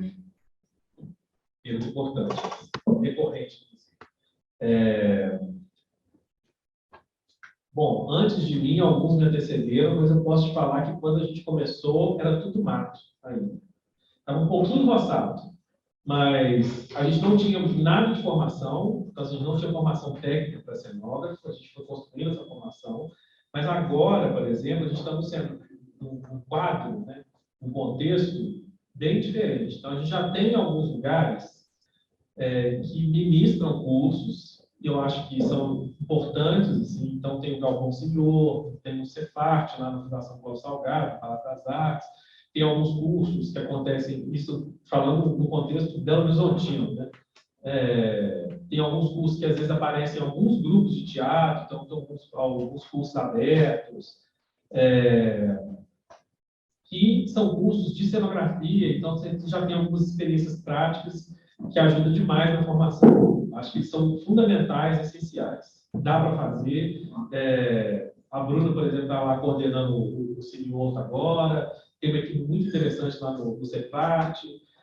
Esses eu super recomendo. E agora também a gente tem uma série de pessoas desenvolvendo trabalhos de cenografia que estão mais abertos. Então, por exemplo, se você começar a fazer estágios, eu já tive vários alunos que estavam fazendo estágios de cenografia.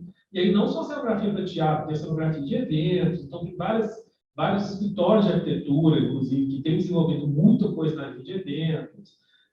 Vocês já viram alguns aqui ao longo da semana. Então, oportunidades para essa formação, elas estão aparecendo, estão mais fáceis assim, de a gente acessar. E aí, assim, sabe um lugar que eu acho que é interessante para começar e mesmo para terminar, né? Existe um grande, no campo das artes, né, a gente tem a Bienal de Artes. Então, de 2 em 2 anos ela acontece, traz discussões de artes. No campo da cenografia, a gente tem um evento muito grande, que é a Quadrienal de Praga. Então, ela acontece de 4 em 4 anos, lá na cidade de Praga, e a Quadrienal é um grande evento da cenografia mundial. Então, eu sugeriria procurar a Quadrienal de Praga, por exemplo, que ano que vem vai ter a Quadrienal. Várias discussões são pautadas, porque a Quadrienal não é um evento não é só uma mostra. Ela é uma mostra de trabalho de cenografia do mundo inteiro, mas é um campo, é um fórum de discussão de ideias, laboratórios, etc, etc. É um super evento, tem seminários, etc. Então, é um lugar muito legal de você ir, e lá você consegue ver várias discussões contemporâneas, várias pessoas que estão ligadas a essa problemática, a essas questões. Então, é um lugar muito legal de visitar, vai ter muita doideira, mas, ao mesmo tempo, te abre as perspectivas para poder atuar de vários modos também. Porque a cenografia não é só cenografia de teatro, não é só exposição, tem muito mais outras coisas. Então, eu acho que a formação local, por exemplo, tem muita coisa acontecendo, mas, por exemplo, você tem, no Rio de Janeiro, você tem formação, você tem graduação em cenografia, você tem a possibilidade de fazer pós-graduação, mestrado, doutorado em cenografia, lá no Rio de Janeiro. Em São Paulo, você tem algumas escolas, tipo a SP, Escola de Teatro, que tem cursos abertos de formação também nessa área, das visualidades.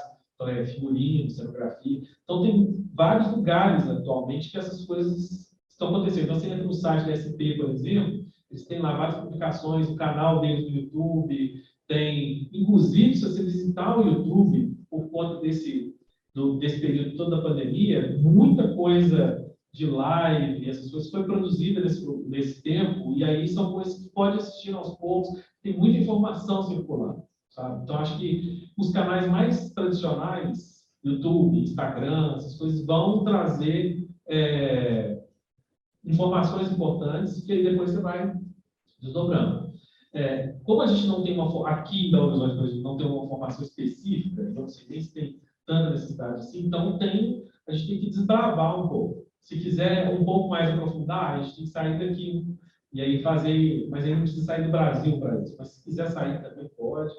E, ao mesmo tempo, você tem essa possibilidade de estágio, tem essa possibilidade de você ir, por exemplo, começar a dialogar com grupos de teatro, com grupos de artistas, porque às vezes eles têm demanda e a gente cola com eles e vai fazendo as coisas também. Então, tem essa coisa meio de ir na prática, de tentar essas experiências com as pessoas que executam. Então, possibilidades agora a gente está tendo cada vez mais. Então, acho que... Mas ainda não é... Talvez não seja não seja... As coisas não estejam completamente dadas. A gente ainda precisa correr um pouco atrás, procurar, mas que se você correr um pouquinho, você já consegue encontrar mais fácil que a gente encontrava um pouco de tempo atrás, sabe?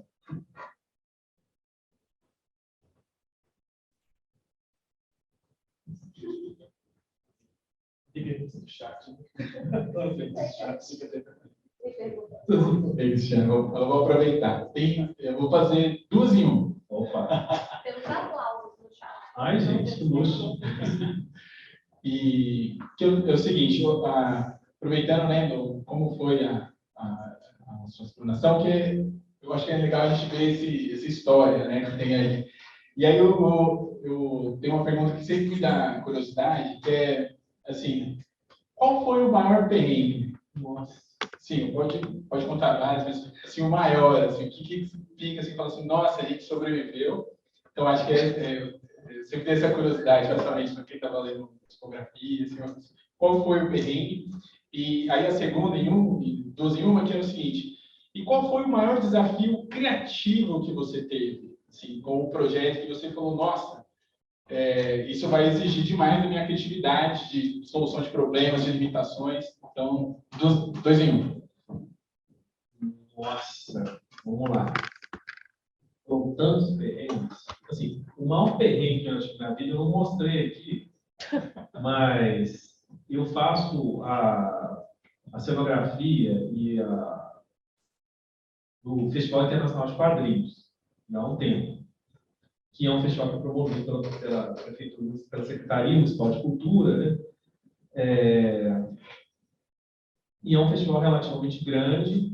Eu entrei nele, ele tinha uma característica e depois ele foi mudando, porque a curadoria faltava muito por exposições de quadrinhos, e com o tempo o FIC, né, ele foi mudando, ele foi deixando de ter esse tanto de exposição e ele virou um evento mais vinculado à cultura dos quadrinhos. Então, tem mais, tem stand de venda, tem os artistas, tem conversas, etc. E as exposições são menores. Mas eu passei por essa transição toda e teve uma edição específica, que foi, essa daí é a coisa mais traumática da minha vida, porque eu acho que é outra, mas essa daí eu sempre lembro dela, porque o que aconteceu nessa edição? A gente teve um problema de fornecedor. A gente desenvolveu o projeto e o cara que ia executar as coisas prometeu mundos e fundos para a gente, que ia fazer, e o cronograma foi passando e as coisas não estavam acontecendo, ele não executava as coisas.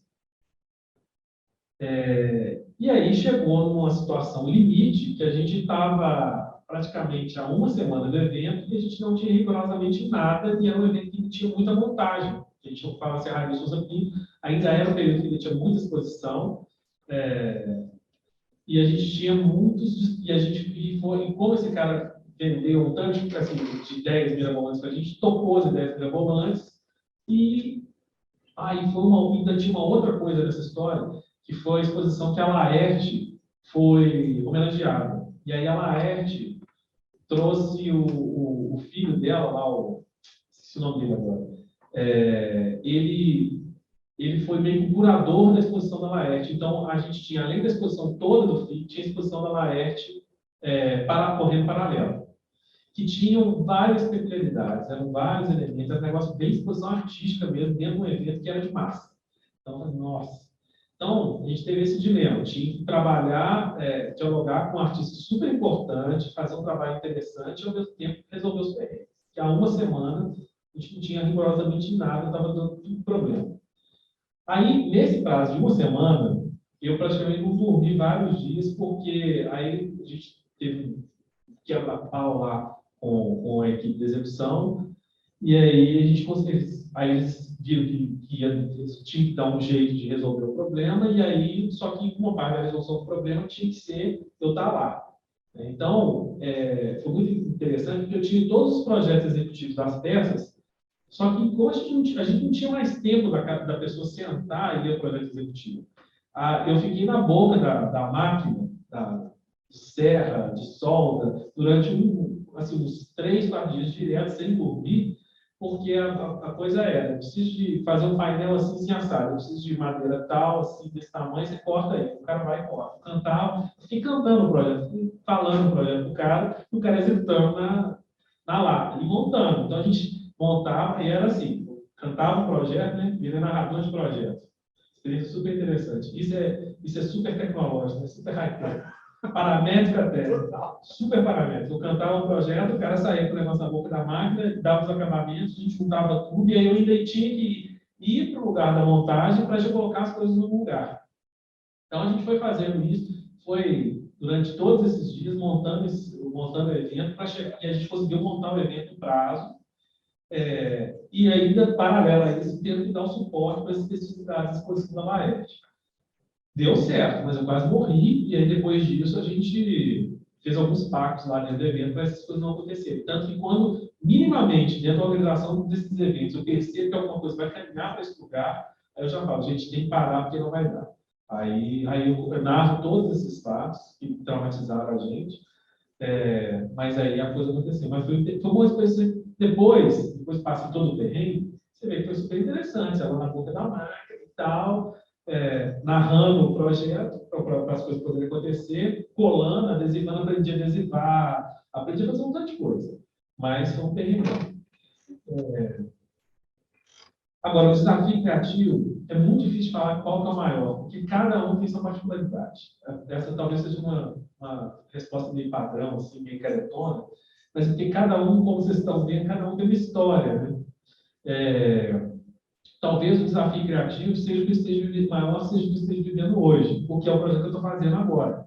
Então, eu estou envolvido no processo de uma montagem mesmo. Então, esse, por enquanto, é o que está mais desafiando, porque é o que tem que acontecer. Os outros, bem ou mal, foram acontecendo, cada um lá com... Esse, por exemplo, do âmago, ele foi bem desafiador, porque a gente custou chegar na ideia final, e a ideia final estava muito atrelada aos funcionamentos dos testes, então a gente testava, o negócio não funcionava, você tem que mudar a ideia, e o prazo vai apertando. Então, foi muito... Mas cada um tem a sua particularidade, assim, eu acho que uma das coisas que me move, inclusive, são esses desafios. Por isso eu tenho tanto gosto em desenvolver os trabalhos nessa área também, porque são desafios diferentes das outras práticas, claro, mas eu acho que são desafios, para mim, são desafios gostosos. Quando não chega muito no perrengue, é bom, sobreviver. Sempre tem uma tensão, sempre nos processos de que todo mundo briga, aí depois que passa a briga, você sabe, agora vai dar certo. Se a briga não chegou, pelo menos que eu vivencie, tem alguma coisa errada. Entendeu? Mas quando deu aquela briga, quebra-pau, que parece que não vai acontecer nada, você sabe que no outro dia as coisas vão voltar, vão se encaixar e vão. Tem umas catarses assim, que são necessárias. Acho que é isso. Obrigado. Muito bom.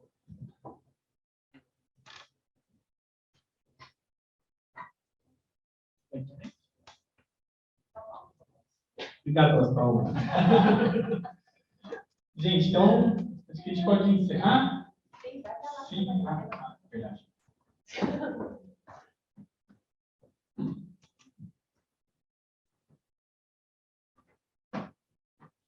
Verdade.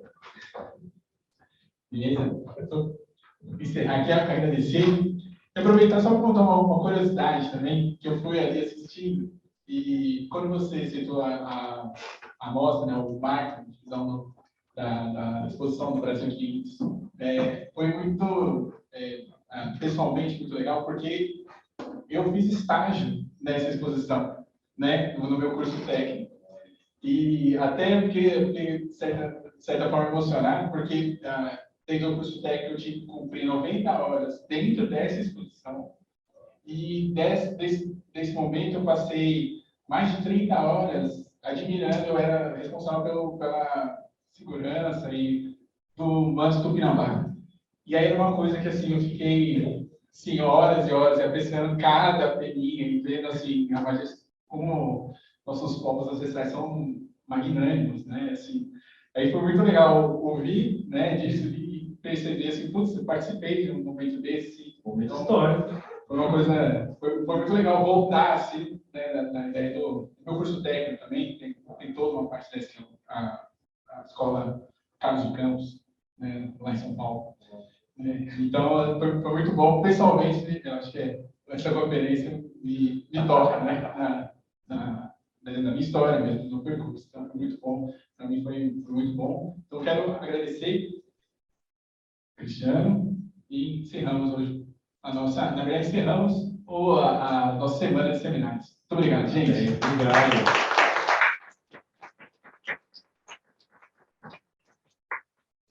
Obrigado.